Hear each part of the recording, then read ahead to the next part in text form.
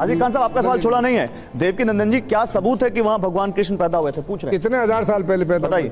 नहीं, पहले तो आप ये बताओ, आप इस बात को मानते हो कि नहीं कि भगवान श्री कृष्ण पैदा हुए? बिल्कुल, जब दुनिया में आए तो पैदा हुए। नहीं हुए कि नहीं? हाँ बिल्कुल पैदा। आपसे पूछा ही नहीं, आप क्यों बोलते हो बीच में भाई? अभी मैं हाथ जोड़ रहा हूँ, जब तक सामने थोड़े पैदा हुए। वो तो मान रहे हैं, वो तो मान रहे हैं। एक मिनट। देखिए, प्रॉब्लम यह है कि जब आप बोलते हैं तो मैं नहीं बोल रहा हूँ, और जब वो मुझसे पूछ रहे हैं तो मुझे जवाब देना ही पड़ेगा। प्लीज। अब प्रश्न भी मुझसे ही संबंधित है कि भगवान श्री कृष्ण आए कि नहीं आए। आए तो कितने साल पहले आए? क्या सवाल? आए थे, लेकिन कितने हजार साल पहले आए वो जब सब मैं अभी बताऊंगा। अरे मैं ही बताऊंगा, मुझसे ही संबंधित है क्वेश्चन। जी बिल्कुल। आप ये बात मानते हैं कि नहीं कि भगवान श्री कृष्ण प्रकट हुए? मानते? आप अपनी बात कहिए। अरे मुझे आप बताओ, सही प्रकट हुए कि नहीं? आप कह रहे पैदा हुए प्रकट हुए, दो चीजें हो गई ना। पैदा होना, प्रकट होना, दोनों अलग अलग। मैं बताता हूँ, भगवान कभी पैदा नहीं होते, भगवान हमेशा प्रकट होते हैं।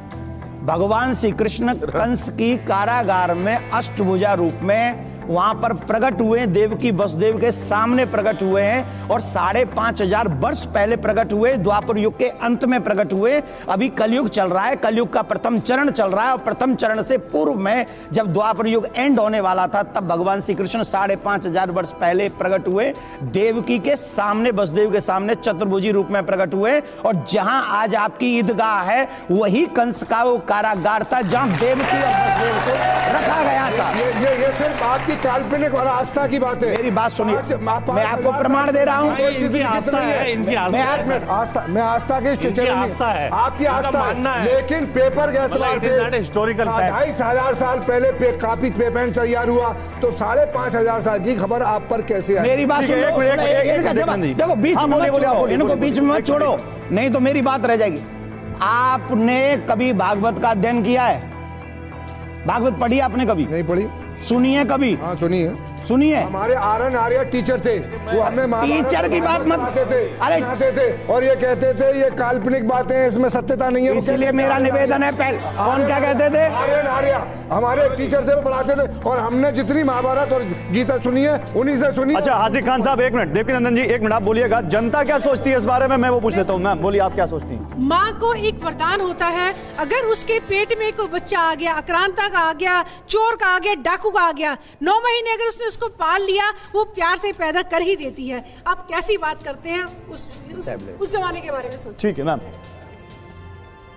वो तो कह रहे हैं मस्जिद अक्सा पर तो आपकी श्रद्धा है, मस्जिद अक्सा को तो आप मानते हैं, आप तो यहाँ नहीं रहते हैं और हमारे धन के बारे में प्रश्न उठाते हैं। हम नहीं मानते मस्जिद अक्सा को, हम नहीं। आप इनको या आपको खा जाएंगे। मस्जिद हम तो कानून को मानते हैं, झगड़ा चल रहा है।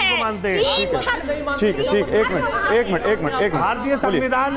बोलिए, आपस में बात नहीं, आपस में सर बात नहीं। एक मिनट। आज आप इतिहास को और ऐतिहासिक तथ्यों को जिस तरह नकार रहे हैं, हो सकता है 4 पीढ़ियों बाद आपको भी कोई नकार दे, क्या आप थे ही नहीं। ठीक है, चलिए। ऑब्वियस है। क्या सवाल? एक मिनट, कामरान साहब आप बोल रहे थे, क्या बोल रहे थे आप कि आप अक्सा मस्जिद को नहीं मानते? यहाँ पे बहुत सारे, मैं वोटिंग करा लूंगा, वो कह देंगे कि तब आप मैं आई एम मतलब ओवर हियर, मैं यहाँ पर जो है एक कानून के ज्ञाता होने के नाते आया हूँ। मंदिर और मस्जिद मेरे लिए इस वक्त कुछ भी नहीं है, मुझे जो है संविधान और कानून की जो है कहते हैं इस वक्त हिफाजत करनी है। ठीक है। यहाँ पर जो डिस्कशन चल रहा है वो इतिहास को, कानून को, आस्था को, सबको मिला दिया गया है। इतिहास जो है वो आस्था जो है वो इतिहास नहीं हो सकती, जो इतिहास है वो कानून नहीं हो सकता। आप इतिहास को जो है एविडेंसेस के तौर पर जो है कहते कोर्ट के अंदर पेश करेंगे तो क्या आप जो है कहते केस जीत जाएंगे मंदिर का? किसी भी हाल में नहीं जीतने के। आप जो है बाबरी मस्जिद को केस नहीं जीत पाए।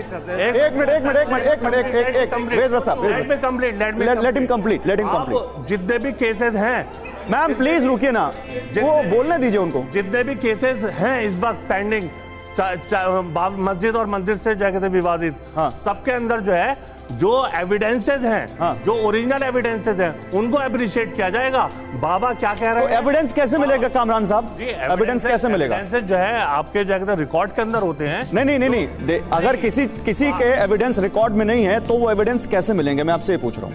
अगर आपके पास एविडेंसेस नहीं है तो you will lose the case. I will go to the court. हाँ, आप कोर्ट में एक मिनट सर रुकिए। क्रिएट नहीं किए जा सकते, एविडेंस क्रिएट नहीं की जा सकते, एविडेंस ढूंढे जा सकते हैं, एविडेंस ढूंढे जा सकते हैं, क्रिएट नहीं किया, ढूंढे जा सकते हैं। एक मिनट हाँ, यहाँ पर मान लीजिए 2 एविडेंसेस हैं, पूरा जो कहते हैं आप जो कहते हैं जो सर मैं लंबी बहस करूंगा तो बहुत हो जाएगा। आप सुप्रीम कोर्ट के लॉयर हैं, आप ज्यादा बहस अच्छे से करते हो। मैं आपसे एक सवाल पूछ रहा हूं, मेरे सवाल पे रहिए। एविडेंस क्रिएट नहीं की जा सकते, लेकिन क्या एविडेंस ढूंढे जा सकते हैं? जो एविडेंसेस ऑलरेडी अवेलेबल हैं और ढूंढे हुए एविडेंसेस में फर्क है।